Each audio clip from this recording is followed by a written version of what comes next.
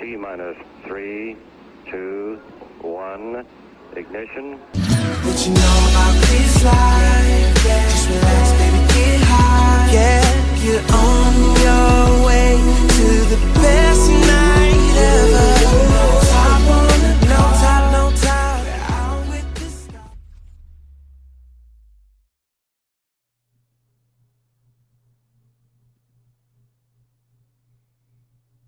What's up, everybody? Connor here for your Week 1 recap. Hope everyone enjoyed the first week and the return of football. I know I did. With it being Week 1, I thought it was kind of appropriate just to put a little something together where you can just kind of grossly overreact to one game sample sizes. So I thought it'd be fun to recap each matchup and then go through each team and do kind of a panic meter rating, kind of for what I think level of panic you as an owner of the team should have. I also threw in a GIF for each owner for what I think is probably a pretty accurate representation of their emotions after Week 1. Because as we all know, Week 1 pretty much determines the whole course of the season. So with that said, let's get started.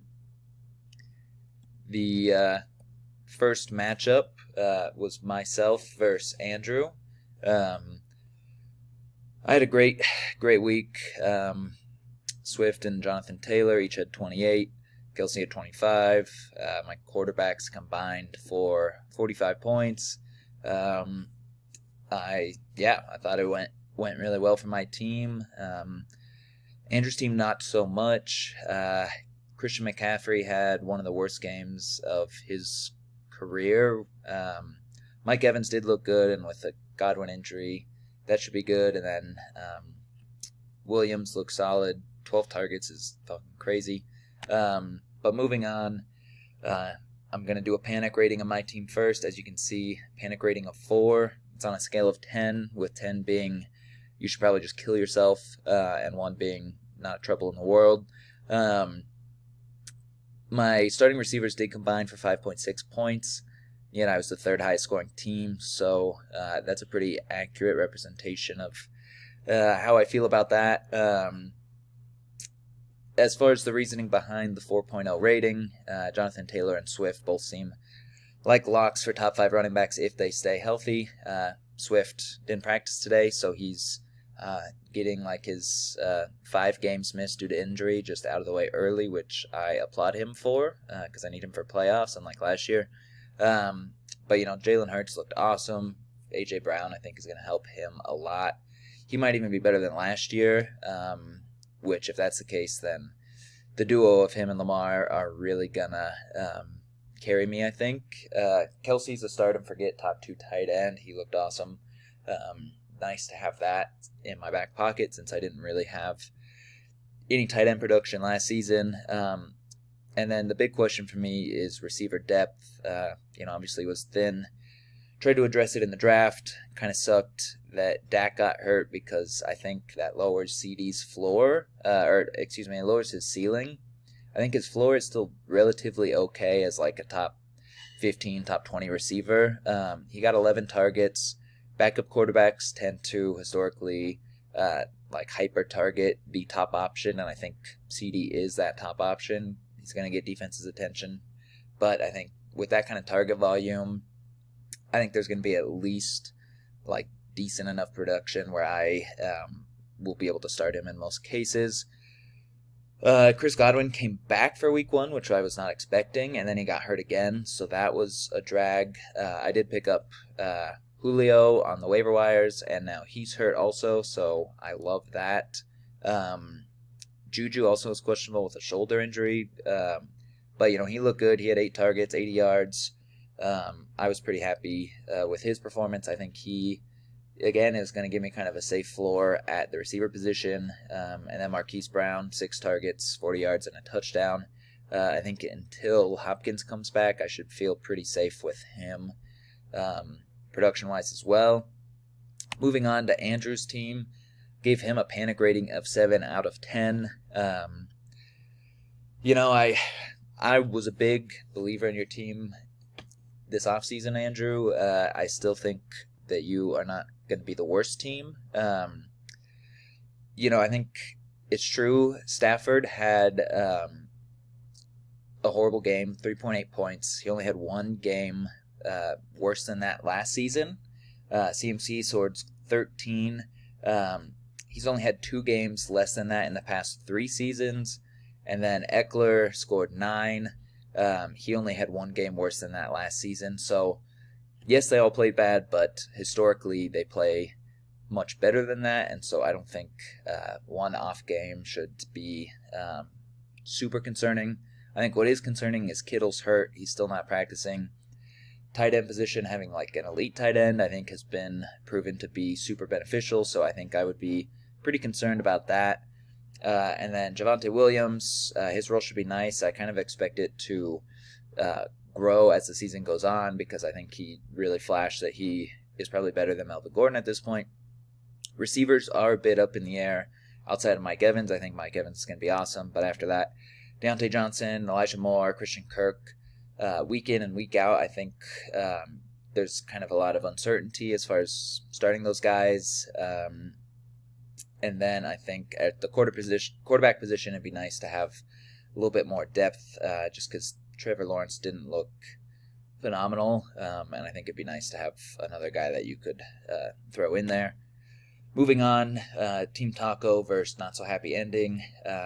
Jacob just fucking destroyed.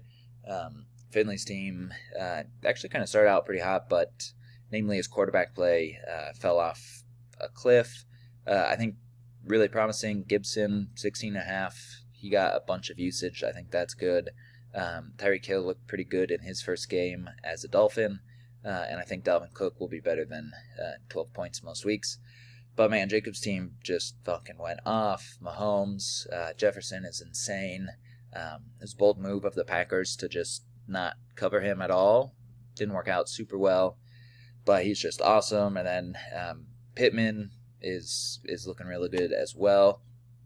So moving on to Team Taco's panic rating, he got a 7 as well. Reasoning behind that, Aaron Rodgers sucked. Packers looked horrible. Silver lining, last week in week 1, Rodgers got negative points on the week and still ended up being top 10 quarterback. So, I think that could, give you some sliver of hope. I did also see like a montage cut up of someone put together like routes that the Packers receivers were running, and they actually were open a lot. Rodgers just was getting sacked a lot or dumping it off to running backs, and so obviously losing Davante Adams hurts Rodgers, but it seemed like his receivers were getting open. He just wasn't getting them the ball. They do return 2 of their starting linemen, so that should help with the pressure and stuff. And then you picked up Wentz. Carr was also horrible, but I would think that between Wentz and Carr, you can rotate those 2 based off matchups. Gibson looked good. He, all offseason, his stock was going way down, but he played 65% of the snaps, got 21 touches, including 8 targets. That would be huge for you if he is consistent and reliable and can be, possibly a top 12 running back. And then Cook, I think, should be good too. They just didn't really need to lean on him much because they were just shredding the Packers defense and secondary so much. Tyreek was promising. Receiver group is pretty thin and a bit of an unknown outside of that. Bateman got saved by the touchdown. Lazard was hurt. Drake London, I think, by the end of the season is going to be really good. He got 7 targets and 75 yards. He, I think, is going to be a stud. You just got to probably be patient with him. Biggest thing with your team is you need someone to kind of step up and be a star. I don't know if there's many people on your team where you could be like, oh yeah, this guy's getting me 20 week in and week out, or this guy's got the potential to pop off for 30, and that's how you win games. And so I think that's kind of something to watch, see if anyone can do that for you. Moving on to Jacob's team, he's got a low panic rating of 3.5. Mahomes is looking like Mahomes. Brady should be Brady. Kind of a lackluster game against the Cowboys, but I think he's going to be good. And then obviously Watson's going to be back. Jefferson is just an absolute stud. Pittman is looking like a stud as well. I think for you, questions at tight end, that I think is something to kind of keep an eye on. Dalton Schultz I think should be good, but without Dak, I think that kind of lowers the ceiling of that offense. So just kind of something to monitor for your team, I would say. But otherwise, Nick Chubb did go off. He had 140 yards, but he only played 53% of the snaps. He only had 1 target, and then Kareem Hunt vultured 2 touchdowns. I think, Finley knows this, and Nick Hill knows this. Kareem Hunt is a massive vulture, and so I think that's going to be frustrating for you, and there's probably going to be games where Chubb, disappoints. And then I think the big question for you is, who's going to be that running back 2, and are they reliable for you? Etienne only had 6.5. CEH had 20, but that was like the 3rd highest scoring game of his 3-year career, and so, more often than not, he's been a disappointment for his owner. So I think, week in and week out, it's a bit risky to, have to rely on him heavily. Miles Sanders had 17.5. He popped off as well, but again, he's only had a handful of games where he's scored 17 or higher over his career as well, and so neither of those backs are known for their consistency or reliability, so that would be kind of my biggest question with your team. But otherwise, I was pretty low on your team in the offseason, but especially with Pittman popping off, I like your team quite a bit. Moving on, we got one of the more competitive games of the week. Michael's team lost to Bobby's team. Saquon, I think, is back. He popped off. And then Judy and Russ combo, that could be pretty good. And then, of course, the Bills stack for Bobby's team. Devontae Adams looked great. In his first game, 17 targets is nuts. Moving on to Michael's team. It's a bummer. He outscored 4 teams in the league, still lost. But I think you should feel pretty good about how your team's looking. I think Russ and Cousins, as a quarterback tandem, present a very safe floor for you. And then there's certainly some upside there. If Russ really starts cooking, I think they could be super productive for you. But at the very least, I don't think they should have too many duds. It looks like Saquon's back. That would be huge. He is, one of the best running backs when healthy. And so if he can stay healthy and stuff, then I think he is going to be huge and super important for your team, obviously. You have good depth, but I do, I just kind of wonder, as far as over-reliance on just a bunch of kind of average to above average guys, relying on them week in and week out. There's always some inconsistency that comes with that. Particularly, you had some injuries, Keenan Allen, Zeke sucked, and now with Dak's out, that, again, kind of hurts their offense. And then, obviously, Saquon's injury history, I think, historically, he's missed a fair amount of time each season, so I think that's something to keep in mind. But you do have, Cordell Patterson, who went off. He, I think, will be a very solid player for you. A.J. Dillon, I think it's going to be a situation with him and Aaron Jones where they each have kind of their big games, and the other one's just kind of mediocre for the most part. And then Amon-Ra St. Brown, he looks solid as well, but, he's on the Lions. They're going to have their first-round pick, who's a receiver, coming back. What are all those guys' ceiling week in and week out? I think that's a big question for you. And then, do you have another star that kind of emerges? Does Debo repeat the performance that he put on last season as just a top receiver? What's Keenan's injury outlook? Does Waller get back to his old self? He looked good in week 1, but kind of, a fair amount of questions with your team. But if, a couple of those guys really pop off for you, then I think you're in pretty good shape, and that's why you only have a panic rating of 4. And now Bobby's team. And moving on to Bobby's team, gave him a panic rating of 4.5. Main reason for that is just the injury to Dak. That Dak and Josh Allen pairing was, I think one of the best quarterback pairings in the league. How much can Josh Allen carry whoever his quarterback 2 is going to be? I don't think he has one on his roster right now. So that, I think, is a pretty big and kind of new question mark. And then, how good is Dak when he comes back? They did not look good against the Bucs. Granted, that was a great defense, but I don't know. I think that quarterback 2 spot is certainly a question mark for his team. Leonard Fournette looked really good in week 1. Who was the RB2 on his team? Aaron Jones only had 9. Seemed to get kind of supplanted by A.J. Dillon as far as, the preferred back for the Packers. So it'll be kind of interesting to see what that happens. But then Josh Jacobs only had 7. Damon Pierce had 4. Kareem Hunt did have 21. I talked about Hunt when I was talking about Jacobs' team. He's kind of a touchdown vulture, but again, both those running backs are so talented. Then I feel like there's going to be weeks where one pops off, the other one disappoints, and then vice versa. And so just, how do you know when to play them for those big games, and then, will your team survive, if they have one of their down games? Your top 3 receivers are loaded. I think most people were probably surprised you took Adams over Kamara, but, it's certainly looking like a good move so far. And then if A.J. Brown is, back to his levels of like 2 seasons ago, that trio of receivers is awesome. That, that I think is going to be super significant for you with Diggs, Adams, and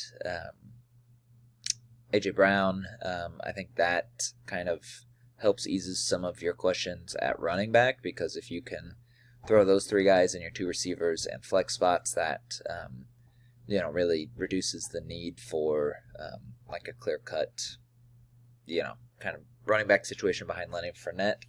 And then I hate to be that guy, but I think we have to ask ourselves what happens if Josh Allen just drops dead, because your team is so heavy on the Bills and so reliant on Josh Allen that, God forbid if something were to happen to him, I think he would be hurting pretty bad. And, not even if he does drop dead, but just gets hurt, obviously he hasn't had injury history previously. So, I wouldn't bet on that happening, but I think when you're just so overweight on one team, and particularly reliant on the quarterback of that team, that's always kind of something in your mind. So you better hope that Josh Allen's always wearing his seatbelt. All right, on to the last matchup of the week. This one was kind of a wacky one. The most competitive of the week. It was just kind of bizarre. Just kind of craziness, particularly with Cam's team, Joe Burrow, and then with Thomas having T. Higgins, and then with him getting hurt. Just kind of some wild stat lines for these guys. But we're going to move on to Thomas's team.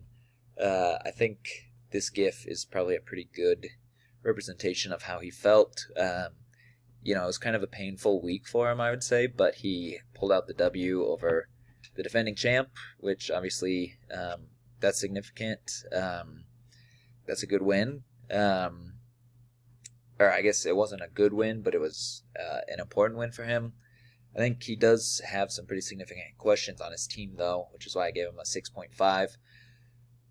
How far can Herbert and Kyler carry him? They are, outside of Kupp, the only kind of sure bets, I would say, on his team. Herbert looks great. Kyler, obviously there was a lot of drama with him not studying and weird shit like that with watching film and the contract and everything. He has been probably more inconsistent than he should be, just from pure talent perspective. So, how far can those guys carry his team?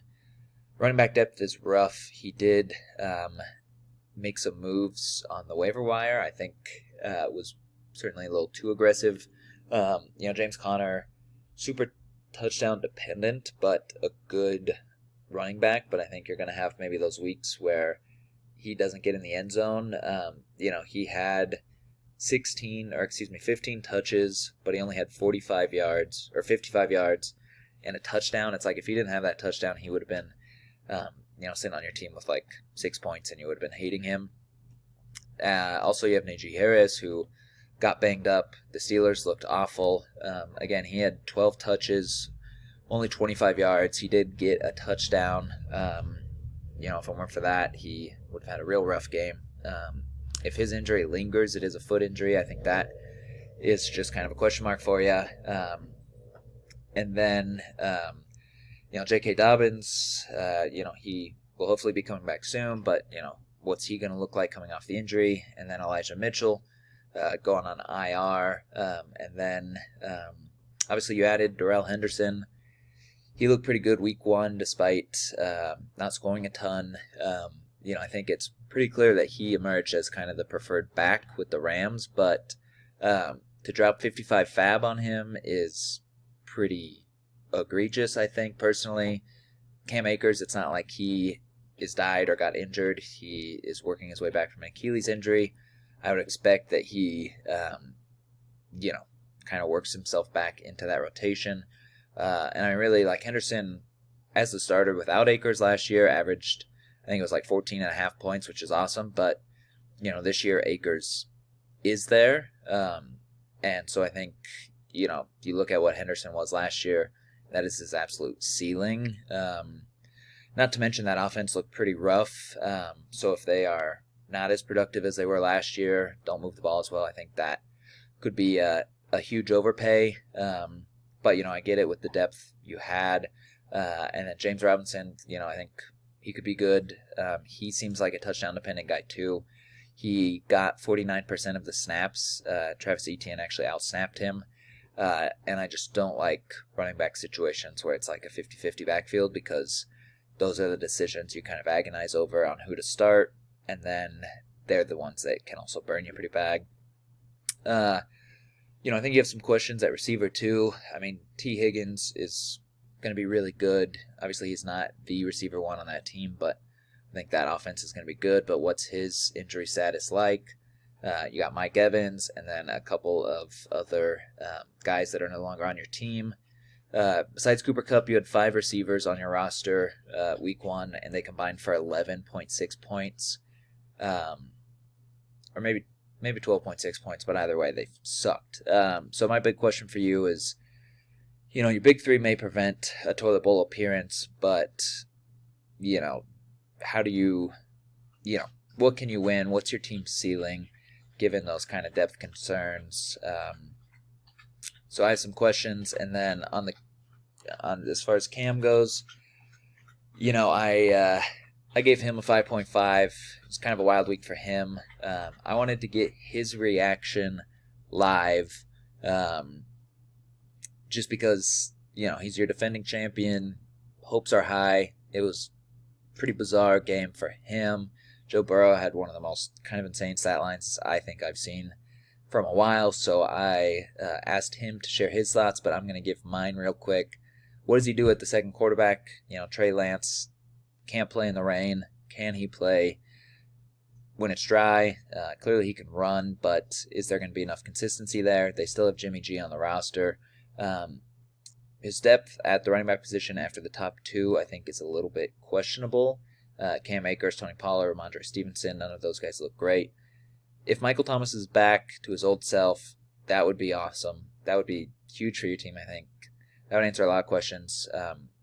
Do you have 3 consistent starting receivers? I think is a big one. Obviously, Chase is a stud. After that, you have DJ Moore. Courtland Sutton, he looked pretty good. Can he, pop off again? Kyle Pitts, I think he's going to be better, but obviously kind of a disappointing showing at first. You had Mark Andrews last year, who was so helpful for your team. What does that look like? And then lastly, what happens if Joe Burrow dies? I asked it for Josh Allen. I had to ask it for Burrow. God forbid something were to happen. The Bengals would be fucked, and so would you. And then last thing before I let you give your piece, these are my power rankings for week 1. Got myself at first. I have to, since I'm doing this recap.